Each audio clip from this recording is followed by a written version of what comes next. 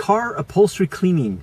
What we have is a Toyota Camry, and it has what the industry wants to call sport seating, which is a euphemism for cheap ass materials. And why that is a problem is because, well, it's good for them because it's cheap. It's cheap to manufacture. They put all this little texture on it. It's made out of mostly synthetic fibers, and it's a pain in the butt to clean. That's where it becomes problematic for you as a car owner or me as a detailer. How do you do it? Well, the simple approach is the old school approach. I'm going to be demonstrating the VX5000 steamer, but before we get to that, because, well, really, let me set this up for a little bit of context. Because I speak to so many beginners, I'm forever amazed at how good a job the industry does in seducing you beginners to buying stuff that is completely inappropriate. One of the guys that worked with me, that I was training, he had no experience, but he had watched a bunch of videos, and he came to the conclusion that he needs a steamer. It's like, dude, you don't even have business cards yet. You don't even know your first customer yet, and you want to spend a bunch of money on a steamer? Why? Because the videos are so seductive and it looks cool because it's got this cool tool. Well, guess what? I survived 25 plus years professionally without a steamer, and 99% of the time, just so you know, all those videos that you guys show cleaning your engines or cleaning door jambs or whatever, yeah, the steamer's cool, but I promise you I can cut to the chase with my techniques, which a lot of them are old school techniques with a little bit of the auto fetish spin on it. Oh, you see the new shirts, by the way? This is not the color I produced. This was a demo. It's too dark, so it doesn't show the black. Can you see the back, Hunter? Yep. They do the flat spread. Looking a little small, but yeah. Looking a little small? Yeah. Oh well, we're gym time. So, old school techniques with a little bit of spin on the auto fetish touch. What is the old school way? Well, you take your all-purpose cleaner. Once again, there's another little variable. Oh, we need special fabric upholstery cleaner, or we need special leather cleaner, or special this, special that. Well, how about you just get some special all-purpose cleaner? It's very effective on virtually all surfaces, hence the label all-purpose. So we've got a cloth seat. Now typically, or how about very frequently, the seat is not all constructed with one material. You may have a velour type in the middle area. You may have a very tight weave on the side bolsters.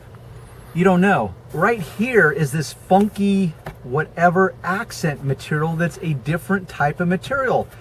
So as a detailer or as a car owner, you're dealing with a whole can of worms here. The point is you can always default to the basics, which is a all-purpose cleaner. And on this video, below the video it says show more. You click on that and it will drop down and it will have links to my website. And at that website, I will go into great detail, pun intended, about the cleaners that I use, the brushes I use, and it's very comprehensive. This is a video tutorial, but if you click on those links, you can also help support my cause by shopping through those links that will open up into Amazon. All-purpose cleaner, you pre-vacuum. You know why you pre-vacuum? Because you want to remove the loose debris, or if you're British, it's called debris, I think, debris. I don't know, they say it really funky. You want to remove the loose debris. You know why? Imagine this. Imagine you shoved your hand into a big pile of dirt and now it's just coated with loose, dry dirt, and you suddenly sprayed it. What happens to that dirt? It turns essentially into mud, right? And a big, muddy, gooey mess. So if you were to wipe your hand off and remove the loose debris or dirt first before you sprayed, guess what doesn't happen? You don't create that muddy mess. It's the same with fabric. So you pre-vacuum. You want to break it up. You can even scrub it with a brush to break up the the dirt and vacuum it up so you have removed as much dirt as possible before you introduce liquid to the moment. So you pre-vacuum. Scrub brushes, they're not all created equal. This is what I call the winning combination. It is an OXO, O-X-O. You can get it through my links also. It's the winning combination. It's kind of like, what is it in the Three Bears? The porridge is just right. So not too stiff, not too soft. It's just right. Because what could happen is you're scrubbing, if it's too stiff, it will start to damage the upholstery and it will cause it to fray. That's not a good thing. So you do have to pick your brush accordingly. It's called the appropriate response. So you pre-vacuum, you spray with your all-purpose cleaner. Follow the directions. Whatever all-purpose cleaner you pick. Once again, there's gonna be links below this video. You spray, you scrub, microfiber cloth, you mop up, okay? I don't know if it's gonna show because it's a bright yellow cloth. You see the skid marks there of dirt?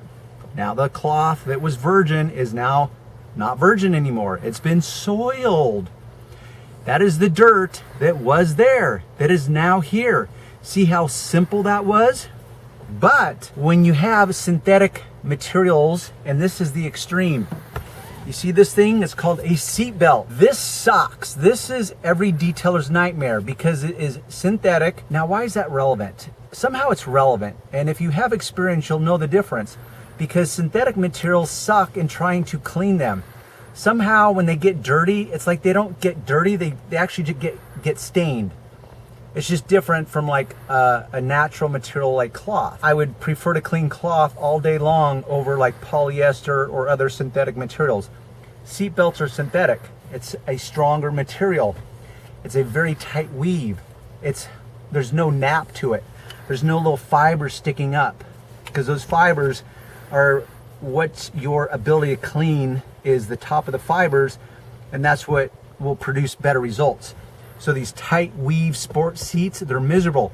But that's where a steamer can come in. And as a rule, that is about the only time Darren, as in Auto Fetish, uses a steamer.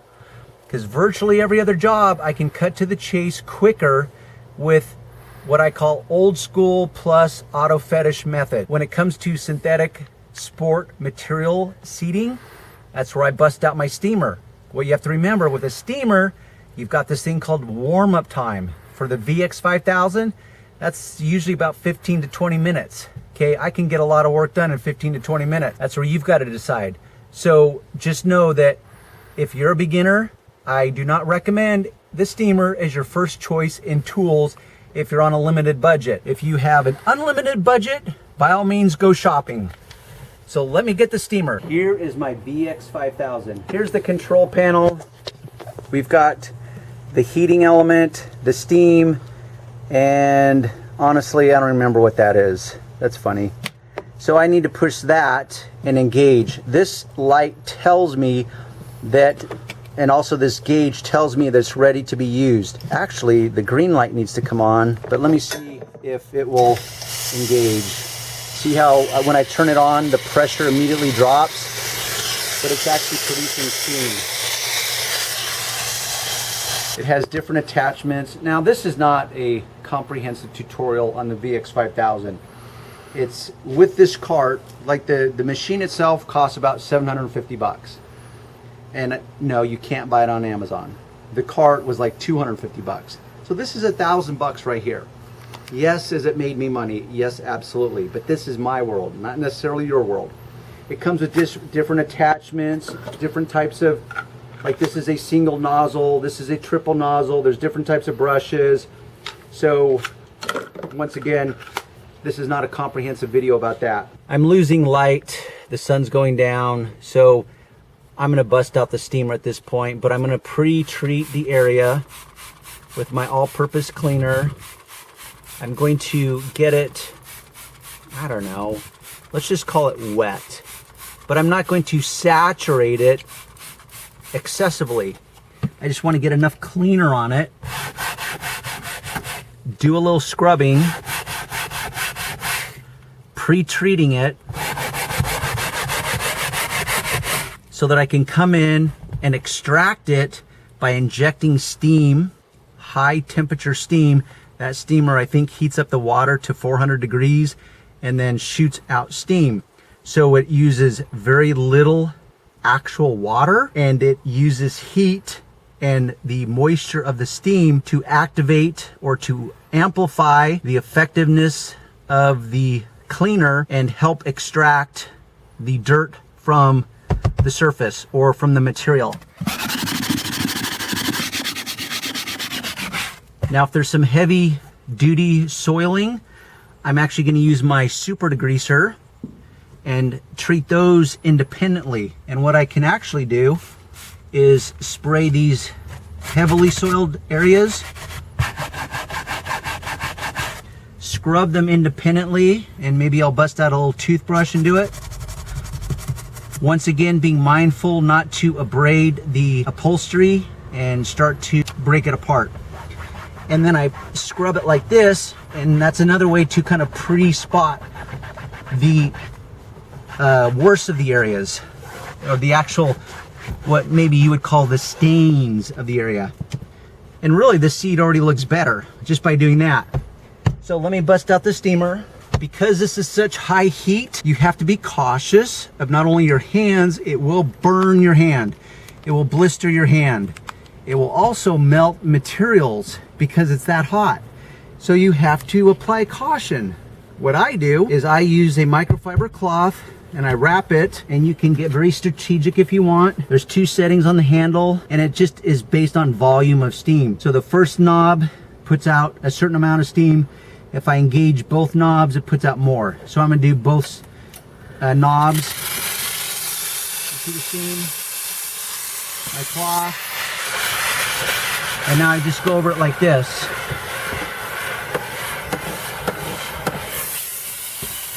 See how much dirt that picked up? And then I just switch areas. And I steam it.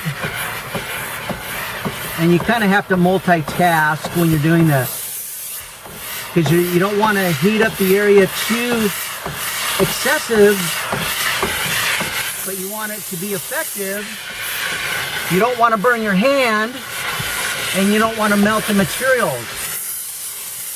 But this cloth acts as 2 things. It acts as a buffer to diminish the heat, but it also mops up the dirt as you inject the heated steam into it. And you just keep doing that.